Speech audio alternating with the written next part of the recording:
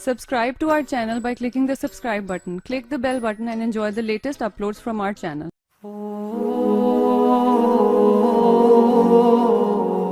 برادر جی میری بات یاد رکھنا، تلوار سے آپ ملک تو فتح کر سکتے ہیں، دل نہیں فتح کر سکتے ہیں۔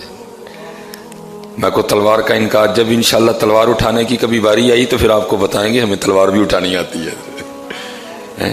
اگر کبھی تلوار اٹھانے کا وقت آیا نا، یہ تو نہیں نا حضرت کو زید بکر اٹھ کے جہاد کا اعلان کر دے تو ہم نہیں، جو جہاد کی شرائط ہیں وہ پائی جائیں تو انشاءاللہ پھر ہم آپ کو بتائیں گے کہ ہمیں تلوار اٹھانی نہیں چلانی بھی آتی ہے اللہ کے فضل، ٹھیک ہے؟ لیکن پتر اپنوں تو نہیں نہ اٹھاتے ہیں ہمارے۔ آپ تلوار سے ملک فتح کر لیں گے، آپ تلوار سے دل فتح نہیں کر سکیں گے، دل کردار سے فتح ہوں گے، دل کردار سے فتح ہوں گے۔ حضرت بایزید بسطامی علیہ الرحمہ لکھا ہے کہ آپ کا ہمسایہ مجوسی تھا، آتش پرست تھا وہ، کیونکہ حضرت کا تو معمول تھا آپ ساری رات نفل ادا فرمایا کرتے تھے اپنے سین میں نا، حضرت آپ قیام فرمایا کرتے۔ وہ ایک رات ہوا اس طرح کہ ہمسائے کے گھر سے نا مسلسل بچے کے رونے کی آواز آتی رہی۔ رات کو تو آپ نے جانا مناسب نہیں سمجھا، صبح ذرا تھوڑی گہما گہمی ہوئی تو آپ نے دروازے پہ دستک دے دی۔ اب اندر سے ایک باپردہ خاتون نے دروازہ کھولا، آپ نے کہا ساری رات گھر سے بچے کے رونے کی آواز آتی رہی ہے، خیر تو ہے؟ اس نے کہا میرا خاوند تجارت پہ گیا ہوا ہے، لیٹ ہو گیا ہے، اس کی غیر موجودگی میں میرے گھر بچہ پیدا ہوا ہے، اب وہ جو پیسے دے کے گیا تھا وہ ختم ہو گئے، کتنے دنوں سے میں بھی بھوکی ہوں، میرے بھوکے ہونے کی وجہ سے اب سینے میں دودھ کا ایک قطرہ بھی نہیں، اور آج رات کو تو نوبت یہاں تک پہنچ گئی کہ ہمارے گھر میں دیے میں تیل ڈالنے کو بھی نہیں تھا، بچہ بھوکا بھی تھا، گھر میں اندھیرا بھی تھا، بچہ ساری رات روتا رہا۔ آپ تڑپ گئے، بایزید تو ساری رات نفل پڑھتا رہا اور ساتھ والے گھر میں یہ حال تھا کہ نہ روشنی تھی اور نہ کچھ کھانے کو تھا، ماں بھی بھوکی تھی، بچہ بھی بھوکا تھا، تو کل جا کے اللہ اور اللہ کے رسول کو کیا منہ دکھائے گا؟ اب اسی وقت بازار گئے، سودا سلف خریدا، جو ضرورت کی اشیاء تھی ساری لا کے دی، کہا میں بھی دھیان رکھوں گا، اگر تجھے بھی کبھی ضرورت پڑے تو تو مجھے اطلاع کر دینا، میں خیال رکھوں۔ مختصر اس کا خامد واپس آ گیا، ظاہر اس کو بھی پتا تھا میں لیٹ ہوں، اس نے سب سے پہلے آتے سوال یہ کیا کہ پیچھے سے پریشانی تو نہیں ہوئی؟ اس نے کہا بس ایک دن بڑی ہوئی، پھر اس کے بعد کوئی نہیں ہوئی ہے۔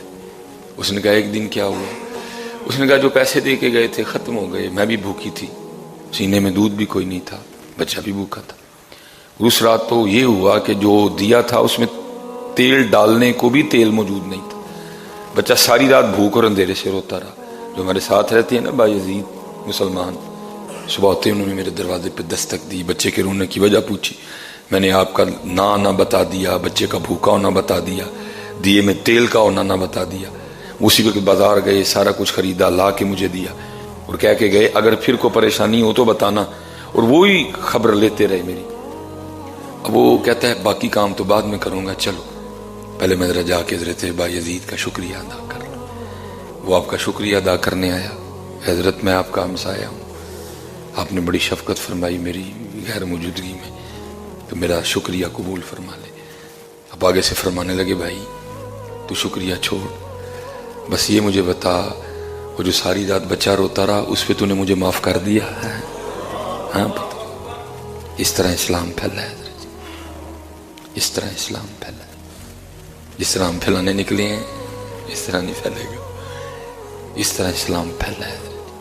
وہ آگے سے حیران ہو کے عرض کرتا ہے حضرت میں آپ کا شکریہ ادا کرنے ہوں، آپ ایسی باتیں کر رہی ہیں؟ ہم نے فرمایا نہیں، ہم نے جن سے دین سیکھا اور انہوں نے جن سے سیکھا ان کو صحابہ کہتے ہیں، اور صحابہ رضوان اللہ تعالی علیہم اجمعین بیان کرتے ہیں کہ حضور نبی کریم علیہ الصلوۃ والسلام ہمسائے کے لیے اتنی تاکید فرمایا کرتے تھے کہ ہمیں گمان ہو گیا تھا کہ حضور نبی علیہ السلام ہمسائے کو وراثت میں شریک نہ کر دیں، رکھو ہمسائے کا دھیان رکھو، ہمسائے کا دھیان رکھو۔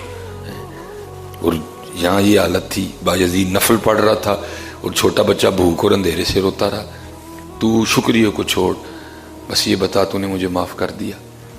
آگے سے پھر وہ مجوسی کہتا ہے حضرت آپ بھی پھر معافی کو چھوڑیں اور کلمہ پڑھا کے نا مجھے سونے دین میں داخل کر لیں۔